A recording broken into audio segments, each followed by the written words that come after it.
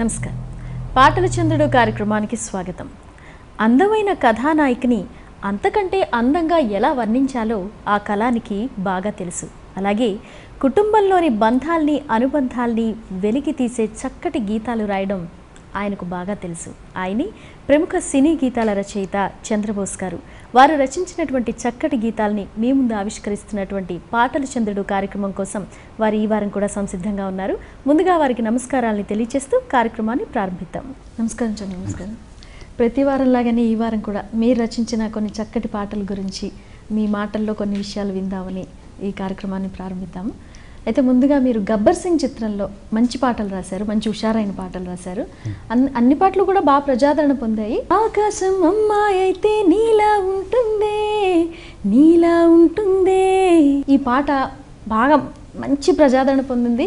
అందరికీ బాగా గుర్తుండిపోయేటువంటి పాట. దేవి గారి కంపోజిషన్స్లో ది బెస్ట్ కంపోజిషన్ అని కూడా చెప్పుకోవచ్చు. ఈ పాట రాస్తున్నప్పుడు మీకు ఎదురైన సందర్భాలు తెలియజేస్తారా? ఆకాశం అమ్మాయి అయితే పాటకి ముందు ఇది పల్లవి ముందు ఒక సాకి కూడా ఉంది. సాకి తాం తత్తర తన్నారం తరి తాం తత్తర తన్నారం తాం తత్తరి రారం తరి రారి రారి తారారం అని బాణి ఇచ్చారండి. బాణి ఇచ్చి ఒక నిబంధన ఏమి ఇచ్చారంటే చివరికి రమ్ రమ్ రమ్ రావాలన్నారు. అది కూడా చెప్పారు. రమ్ వస్తే బాగుంటుంది, వినడానికి ఆ శబ్ద ప్రధానంగా ఉంటుంది, ఆ ప్రాధాన్యత మనం ఇవ్వాలనగానే ఆలోచించి రమ్ అంటే ఏం చక్కని మందారం ఇది 8 దిక్కుల సింధూరం. సింధూరం అంటే తూర్పు దిక్కునే ఉంటుంది. 8 దిక్కుల సింధూరం అన్నది ఒక నూతన అభివ్యక్తి. 8 దిక్కుల కూడా తూర్పే నాకు, ఒక దిక్కే కాదు, అన్ని వైపుల నుంచి నాకు సూర్యోదయం అవుతుంది. ఏం చక్కని మందారం ఇది 8 దిక్కుల సింధూరం, ఏం మెత్తని బంగారం. మెత్తని బంగారం అంట అమ్మాయిని. ఏం మెత్తని బంగారం ఇది మనసున రేపెను కంగారం. కంగారం అనే మాట లేదు, కంగారు ఉంది కానీ కంగారం అనే మాట లేదు. అయితే ఇప్పుడు ఎప్పుడైనా సరే ఎవరైనా సృష్టించకపోతే మాటలు ఎలా పుడతాయి? నిశ్శబ్దంలోంచి కిశబ్దం ఎలా వచ్చింది, ఉద్యోగంలోంచి ఉద్యోగం ఎలా వచ్చింది, ఇవన్నీ మేము పాటల్లో కొత్త నవీన పదబంధాలు అన్నమాట మేము సృష్టించినవి ఇవన్నీ. కాబట్టి అలాగే బంగారానికి ప్రాస ఇది మనసున రేపెను కంగారం. ఏం కమ్మని కర్పూరం ఇది కన్నెగ మారిన కాశ్మీరం, ఏం వన్నెల వయ్యారం ఇక తీయని ప్రేమకు తయ్యారం. ముందు పల్లవి రాసేప్పుడు దేవి గారు ఒక బాణి ఇచ్చారు. బాణి ఏంటంటే తారారి రారి రారి మేరీ సాథియా మేరీ సాథియా, ఓ తారారి రారి రారి మేరీ సాథియా మేరీ సాథియా అన్నారు. ఇది పల్లవి. నేను పల్లవి ముందు ఏం రాస్తానంటే, ముందు పల్లవి ఇది కాదు, ముందు గుండెల్లో భూకంపాలే తెచ్చింది నువ్వే తెచ్చింది నువ్వే, ఓ కళ్ళల్లో భూచక్రాలే తిప్పింది నువ్వే తిప్పింది నువ్వే, ఇలా రాశాను. రాస్తే ముందు హరిశంకర్ గారి దగ్గరికి వెళ్తే తను అన్నయ్య అన్నయ్య అంటారు. అన్నయ్య బాగుంది కానీ కొంచెం గుండెల్లో భూకంపాలు కళ్ళల్లో భూచక్రాలు కొంచెం దీపావళి ఎఫెక్ట్ ఎక్కువ ఏంటంటుందన్న, కొంచెం తెలుగుదనం సాంప్రదాయం ఉట్టిపడేలా కొంచెం ఉంటే బాగుంటుంది. బాణి కూడా చక్కటి సాంప్రదాయబద్ధమైన బాణి కదా అనగానే తెలుగుదనం అన్నారని చెప్పేసి నేను వచ్చి వేరే పల్లవి రాశాను. తెలుగింటి తులసి మొక్క నీలా ఉంటుంది నీలా ఉంటుంది, ఓ కోవెల్లో కొబ్బరి మొక్క నీలా ఉంటుంది నీలా ఉంటుంది, ఇలా రాశాను. రాస్తే ఇది చాలా బాగుందని నాకు నచ్చి వెళ్ళి వినిపిస్తే తెలుగుంటి తులసి మొక్క నీలా ఉంటుంది, కోవెల్లో కొబ్బరి మొక్క నీలా ఉంటుంది, బాగానే ఉందన్నయ్య అని చెప్పేసి దేవిశ్రీ ప్రసాద్ గారికి ఫోన్ చేస్తే ఆయన విని ఏమంటే బాగుందండి కానీ మన సినిమాలో పవన్ కళ్యాణ్ గారండి హీరో. అవునండి తెలుసండి పవన్ కళ్యాణ్ గారని, కానీ మీరు రాసిన పల్లవి శోభన్ బాబు అయితే బాగుంటుందండి, శోభన్ బాబు గారి పల్లవి లాగా ఉందండి అన్న. అమ్మ ఇదేంట్రా బాబు అని చెప్పేసి ఇంక నేను 2 పల్లవులు అయిపోయాయి, ఇంకా పాట జారిపోతుందని కొంచెం భయంతో కొంచెం కంగారు వచ్చేసింది. కంగారం నాలో మొదలైపోయింది. బంగారం లాంటి జీవితంలో కంగారం మొదలైంది. సరే అని చెప్పేసి ఇంకా లాభం లేదని కొంచెం తొందరపడి గబగబా ఇంకా అని చెప్పేసి నేను కారులో వస్తూ ఉంటే అట్లా నుంచి మన హరిశంకర్ గారి ఆఫీస్ నుంచి అలా వస్తూ ఉంటే ఇక్కడ రాయదుర్గంలో ఒక పెట్రోల్ బంక్ ఉందన్నమాట. ఆ పెట్రోల్ బంక్లో పెట్రోల్ వేయిస్తూ అలా ఆలోచిస్తున్నాను. అక్కడ ఏంటంటే ఆ పెట్రోల్ బంక్లో అందరూ అమ్మాయిలే ఉంటారు. పెట్రోల్ వేసేది వాళ్ళే, డబ్బులు తీసుకునే వాళ్ళే, బిల్లు ఇచ్చేది వాళ్ళే, అంతా వాళ్ళే. సరే అని చెప్పేసి పెట్రోల్ వేయించుకుంటూ అలాగా ఆ విండో విప్పేసి అలా పైకి చూస్తున్నా. మనసంతా పాట కోసం ఆరాట పడిపోతుంది. బాణి ఆ మెదడులో సుళ్ళు తిరుగుతుంది అనమాట. పైకి చూసరికి ఆకాశం కనబడింది ఒక్కసారి, ఇలా చూసిన అమ్మాయి కనబడింది పక్కన, పెట్రోల్ వస్తున్న అమ్మాయి కనబడింది. అంటే ఇక మనసు అక్కడే ఉంది కాబట్టి అదారి ఆకాశం అమ్మాయి చూసరికి బాణీలో సరిపోయింది. ఆకాశం అమ్మాయి అయితే నీలా ఉంటుంది, నీలా ఉంటుంది, ఓ ఆనందం అల్లరి చేస్తే నాలా ఉంటుంది అని రాశాను. రాసి వెంటనే పెట్రోల్ బంక్ నుండే, అంటే పాట రాయాలి, పాట కోసం పడుతున్న ఆరాటం ఉంటుంది సరే, ఎప్పుడు ఆ తపన, పాట రాయాలని తపన, పాట కోసం ఆరాటం, అది నిత్యం మనల్ని అసలు తరిమేస్తూ ఉంటుంది అనమాట. ఎప్పటికప్పుడు తరుముతూ ఉంటుంది. అలా తరుముతున్న క్రమంలో ఆ పరుగులో మనకు ఎక్కడ ఆ పాట మనకి ఎదురుపడుతుందో తెలియదు. అట్లా పెట్రోల్ బంకులో భగ్గునం అన్నది ఒక ఆలోచన. వెంటనే ఫోన్ చేశాను దేవిశ్రీ ప్రసాద్ గారికి. ఫోన్ చేసి చెప్పాను, ఆకాశం అమ్మాయి అయితే నీలా ఉంటుంది, ఆనందం వల్ల చేసే నాలా ఉంటుంది, ఇది పల్లవి అండి, చాలా బాగుందండి అనగానే వెంటనే నాకు ఒక అనుమానం వచ్చింది. దాని కింద ఉన్న అనుపల్లవి ఏం చేద్దామండి అని అడిగితే ఆయన అన్నారు, అమ్మాయి అయితే నీలా ఉంటుంది, అబ్బాయి అయితే నాలా ఉంటుందని చెప్పారు కదా, కింద అనుపల్లవిలో నువ్వు నేను కలిస్తే ఎలా ఉంటుందో చెప్పండి అని అనగానే వెంటనే వానల్లే నువ్వు జారగా, నీలల్లే నేను మారగా, వాగల్లే నువ్వు నేను చేరగా, అది వరదై పొంగి సాగరమవుతుందే, హోలా హోలా హోలా హోలా, నీ కళ్ళల్లోనే చిక్కనే పిల్ల, ఆకాశం అమ్మాయి అయితే నీలా ఉంటుంది, నీలా ఉంటుంది, ఓ ఆనందం అల్లరి చేస్తే నాలా ఉంటుంది, నాలా ఉంటుంది. ఇలా సాకి పల్లవి అనుపల్లవి పూర్తిన్నా. వచ్చి పడుకున్నాను. పల్లవి అయిపోయిందనే ఒక ఆనందంతో వచ్చి పడుకుంటే భోంచేసి పడుకున్నా. ఈరోజు రాయకూడదు, రేపు రాద్దామని చెప్పేసి పడుకుంటే ఇంక నిద్ర పట్ల రోజు రాత్రి అంతా పట్టకుండా 11 గంటలకు మెలకు వచ్చేసి మెల్లిమెల్లిగా అప్పటికి చరణాలు ఉన్నాయి కాబట్టి బాణి అంతా మనసులో తిరుగుతుంది కాబట్టి మెల్లిగా వస్తుంది. అల్లేసి నన్ను గిల్లేసి తెగ నవ్వినావే సుగుణాల రాక్షసి, శత్రువంటి ప్రేయసి, పట్టేసి కనికట్టేసి దడ పెంచినావే దయలేని ఊర్వశి, దేవతంటి రూపసి, గాలుల్లో రాగాలన్నీ నీలో పొంగినే, నిద్దుర పుచ్చేనే, ఓ లోకల్లో అందాలన్నీ నీలో నిలిచేనే, నిద్దుర చెరిపేనే, హోలా హోలా హోలా. ఇలా ఒక చరణం వచ్చింది. ఇది కూడా వెళ్ళి వినిపించగానే వెంటనే ఇంకా దీంట్లో ఏం మార్పు లేకుండా చరణం ఇది. రెండో చరణం వచ్చేసరికి మళ్ళీ కొంచెం తర్జన భర్జన పడి, వచ్చేసి మదిగిచ్చేసి మసి చేసినావే ఋషిలాంటి నా రుచి, మార్చినావే అభిరుచి, సిగ్గేసి చలిముగ్గేసి ఉసిగొలిపినావే సరిగమగ పదనిసి, చేర్చినావే రోదసి, స్వర్గంలో సౌఖ్యాలన్నీ నీలో పొంగినే, ప్రాణం పోసేనే, ఓ నరకంలో నానా హింసలు నీలో సొగసేనే, ప్రాణం కోసేనే, హోలా హోలా హోలా హోలా. ఇలాగా 2 చరణాలు పూర్తి చేయడం జరిగింది. మొదటి చరణంలో గాలుల్లో రాగాలన్నీ నీలో నిండేనే, నిద్ర పుచ్చేనే, లోకంలో అందాలన్నీ నీలో పొంగేనే, నిద్ర చెరిపేనే. రెండో చరణంలో స్వర్గంలో సౌఖ్యాలన్నీ నీలో పొంగేనే, ప్రాణం పోసేనే, నరకంలో నానా హింసలు నీలో సొగసేనే, ప్రాణం కోసేనే. ఇలా అంటే కవిత్వం ఏంటంటే విరోధాభాసాత్మకమైన భాష కవిత్వం అనేది. అక్కడికక్కడే ఒక ప్రకటనని వెంటనే విరోధిస్తుంది అనమాట.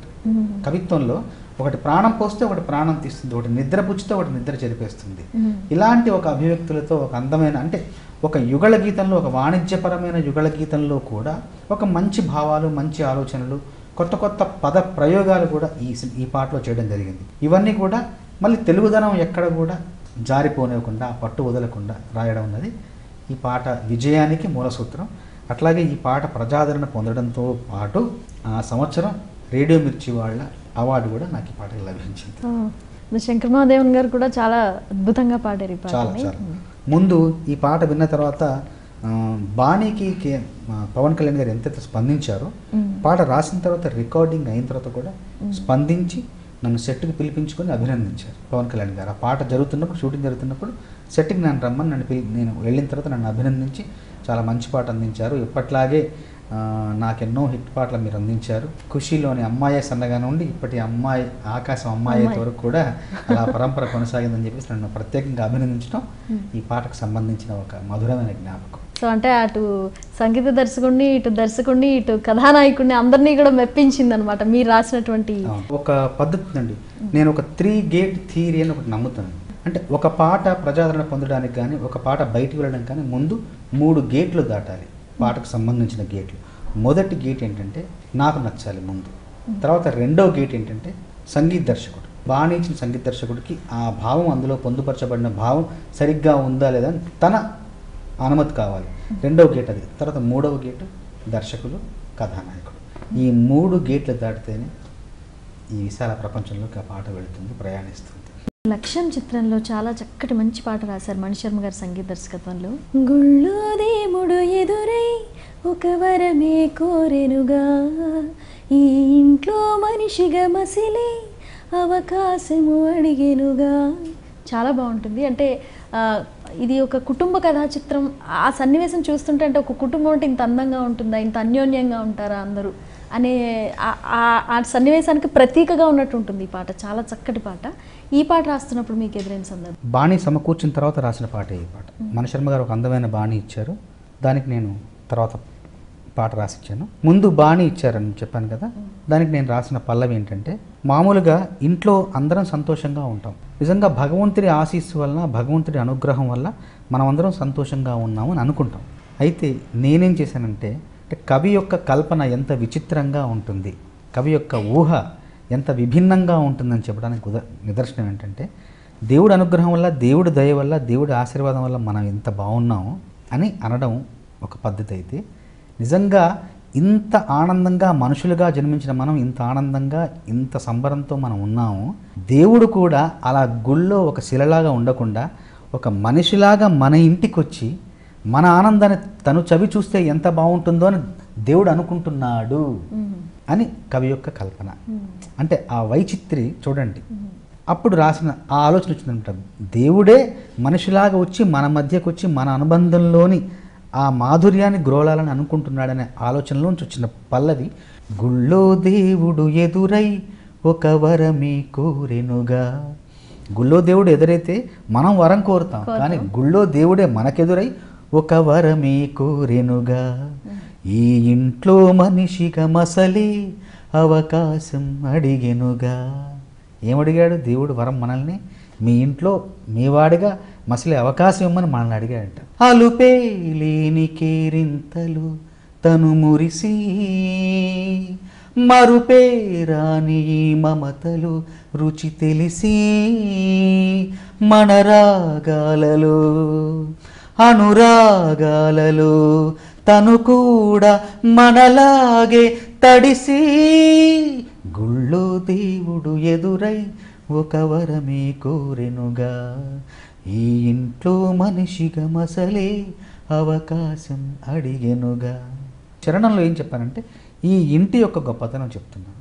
ఇందరుండగా ఇరుకైన ఇంటిలో కష్టాలకింక చోటు లేక చేరుకోగా, రంగులుండగా ప్రతివారి కంటిలో ఆ కాంతి దాటి కంట నీరు పొంగిరాదుగా, సెలవులు లేని సంతోషం అలకలు ఉన్న అర నిమిషం, ఎన్నెన్నో ఉన్నాయి లేనిదొకటే కల్మషం, గుళ్ళో దేవుడు ఎదురై. అంటే ఇంతమంది ఉన్నాం, ఇంతమంది ఈ ఇంట్లో ఉన్నప్పుడు ఇందరుండగా ఇరుకైన ఇంటిలో ఇరుకైపోయాం. ఇంతమంది ఉన్నప్పుడు ఇల్లు ఇరుకైపోయింది. ఈ ఇరుకైన ఇంటిలో కష్టాలకు కూడా చోటు లేక అవి చేరుకోవట్లేదు. ఇరుకైన ఇంట్లో ఇంక ఏం చోటు లేదు, ఎవరు రావడానికి అవకాశం లేదు, చోటు లేదు. అలాంటిది కష్టాలకు కూడా, కష్టం వచ్చి చేరడానికి కూడా చోటు లేదు. అంత ఇరుకైపోయింది ఇల్లు మనకే. అంతమంది ఉన్నాం, అంత ఆనందం, అంత సందడిగా ఉంది. కష్టాలకింక చోటు లేక చేరుకోవుగా, కాంతులుండగా ప్రతివారి కంటిలో ఆ రంగు దాటి కంట నీరు పొంగిరాదుగా. సెలవులు లేని సంతోషం, సెలవులు లేవు, హాలిడే లేదు, హ్యాపీనెస్కి హాలిడే లేదంట. సెలవులు లేని సంతోషం, అలకలు ఉన్నా అరనిమిషం, ఎన్నెన్నో ఉన్నాయి లేనిదొకటే కల్మషం. అన్నీ ఉన్నాయి కానీ ఒకటి లేదు, అదేంటి? కల్మషం. రెండవ చరణం. అమ్మవాకిలి అమ్మవాకిలి నాన్నలోగిలి, ఈ చిన్ని పాప చంటి నవ్వు ఇంటి జాబిలి. అన్నగోపురం వదినమ్మ గుమ్మమై, ఇక తమ్ముడేమో కోట గోడలాంటి కావలి. మనసే ఉన్నా మా ఇల్లు మమకారాల దోసిళ్ళు, లేవంట ఏ తిథులు లోకాలే అతిథులు. గుళ్ళో దేవుడు ఎదురై అంటే ఇంటికి మనసు ఉండడం అనేది ఒక కొత్త భావన. ఇంటికి మనసే ఉన్న మా ఇల్లు మమకారాల దోసిళ్ళు, దోసిలు పడుతుంది మమకారానికి. ఈ ఇంట్లో అతిథులు లేవంట, అతిథులు లేవు, ఈ ఇంట్లో తిథులు లేవు, తిథులు లేవు, లోకాలన్నీ కూడా అతిథులే అని చెప్పడం జరిగింది పాటలో. ఈ పాట చిత్రీకరణ కూడా చాలా అందంగా ఉంటుంది, భావానికి తగినట్టుగా ఒక చిత్రీకరణ ఉంటుంది. ఈ పాటను చిత్రీకరించింది నా శ్రీమతి, కొరియోగ్రఫీ కూడా తనే చేసింది. నేను ముందు ఈ పాటను ముందే పాడి వినిపించడం ద్వారా ఇంకా కొంచెం ఈ పాటలో లీనమైపోయి ఇంకా ఎక్కువగా శ్రద్ధగా మనసు పెట్టి ఈ పాటను చిత్రీకరించింది. మంచి పేరు గుర్తింపు వచ్చింది ఈ పాటకి, తనకి నాకిద్దరికి కూడా. సినిమా విజయానికి ఈ పాట కూడా ఒక ముఖ్య భూమిక పోషించింది. విజయ్ యేసుదాస్ గారు పాడినట్టు సార్, చాలా మంచి, అంటే ఆయన మామూలుగానే ఆయన గొంతులో ఒకలాంటి ఆర్ద్రత కనిపిస్తుంది. అందులో ఇది కుటుంబానికి సంబంధించినటువంటి పాట కాబట్టి ఇంకా చాలా చక్కగా అందమైన భావాల్ని పలికించారు ఆయన గొంతులో. ఇది మణిశర్మ గారు ముందే బాణి ఇచ్చారన్నారు కదా, మణిశర్మ గారికి మీరు ఇంతకు ముందు కూడా చాలా చిత్రాలకి మీరు పనిచేయడం జరిగింది, వారు మీరు కలిసి. అయితే మణిశర్మ గారితో ఎలా ఉండేది మీ అనుబంధం? అంటే మీరు పాట రాసిన తర్వాత, ఇప్పుడు కీరవాణి గారు ముందు మీకు పల్లవి ఇస్తారని చెప్పారు, ఆ తర్వాత చరణం మీరు రాసిన తర్వాత మళ్ళీ, సో మణిశర్మ గారితో ఎలా ఉంటుంది మీ అనుబంధం? మణిశర్మ గారు పూర్తిగా బాణి ఇస్తారు, పల్లవి చరణం అన్నీ కలిపిస్తారు ఒకేసారి. ఇంకా మనం కూర్చొని ఇంకా పల్లవి చరణానికి ఆ బాణికి తగిన భావాన్ని పొందుపరచాలి. ఆ బాణీలో మార్పులు చేర్పులు పెద్దగా ఉండేవి ఏం కాదండి. నేను రాసిన మొదటి వర్షనే ఓకే అయిపోయేది అనమాట. చిన్న చిన్న మార్పులు ఏదైనా ఒకటి అక్షరాలు అటు ఇటుగా ఉంటే ఇబ్బంది ఉంటే మార్చేసిన తప్ప పూర్తి స్థాయిలో మార్పులు అయితే జరగలేదు ఇంతవరకు కూడా. మణిశర్మ గారికి నాకున్న అనుబంధం ఏంటంటే, నిజంగా పాడించడం కూడా ఒక ప్రధానమైన ప్రక్రియ అండి. నేను ఎప్పుడు కూడా నాకు ఇప్పుడు తెలుస్తుంది, ఇప్పుడు పరభాష సంగీత దర్శకులు రావడం వల్ల పాడించడం చాలా కష్టం అయిపోతుంది. పాడించిన దగ్గర నేనే కూర్చోవాల్సి వస్తుంది. ఒక్కొక్క గాయకుడికి ఒక్కొక్క గాయనిమనికి దాదాపు 1-2 గంటల సేపు వాళ్ళకి భాష చెప్పి, భావం చెప్పి, వాళ్ళకి బాణీ వివరించి, తర్వాత వాళ్ళు పాడుతూ ఉంటే మళ్ళీ ఆ ఉచ్చారణ దోషాలని నివారించడానికి చాలా సమయం పడుతుంది. నిజంగా అప్పుడు కాగితం మణిశర్మ గారికి ఇచ్చిన తర్వాత ఇంకంతే, ఇంక అయిపోయింది పాట, నిశ్చింతగా మనం పడుకోవడమే. ఆయనే దగ్గరుండి గాయనీమణులకి గాయకులకి వాళ్ళకి అందంగా వివరించి ఎంతోమంది పాడారు. మళ్ళీ అందరూ పరభాష గాయకులు పాడిందంత. మణిశర్మ గారికి విజయ్ యేసుదాస్ గారికి తెలుగు రాదు కదా, శంకర్ మాధవన్ గారికి తెలుగు రాదు కదా, ఉదిత్ నారాయణ గారికి తెలుగు రాదు, శ్రేయా ఘోషాల్, కవితా కృష్ణమూర్తి గారు, హరిహరన్ గారు, వీళ్ళందరూ మణిశర్మ గారు వాళ్ళకి పాడారు. అంటే మణిశర్మ గారు ఎంత శ్రద్ధ తీసుకున్నారు, ఎంత సమయం వెచ్చించారు, పాపం ఎంత కష్టపడ్డారు అనేది నాకు ఇప్పుడు అర్థమవుతుంది, ఈ కష్టం నాకు అనుభవంలోకి రావడం ద్వారా. కాబట్టి నిజంగా అందుకోసమే చరిత్రలో నిలిచిపోయే పాటలు చేశారు మణిశర్మ గారు. ఓకే సార్, ఈ వారం కూడా చక్కటి పాటల గురించి మన ప్రేక్షకులందరికీ తెలియజేశారు. ప్రేక్షకులందరి తరఫున ప్రత్యేకమైన ధన్యవాదాలు. సంతోషం.